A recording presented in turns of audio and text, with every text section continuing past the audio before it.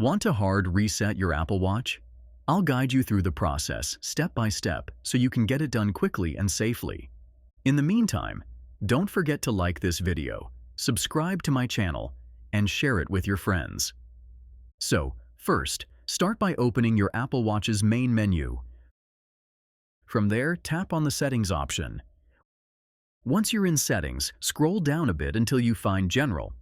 Tap on General, then scroll down again until you see the Reset option. This menu is where you'll find the key to resetting your watch. Inside the Reset menu, look for the option called Erase All Content and Settings.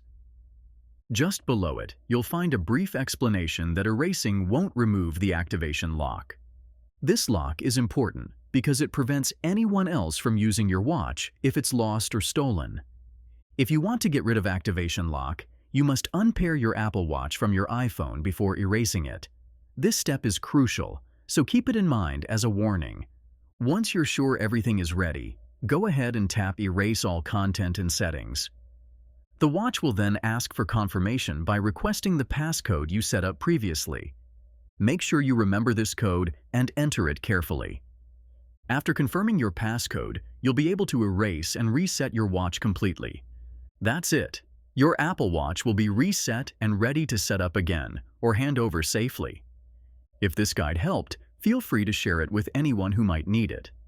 We'll meet again in the next video.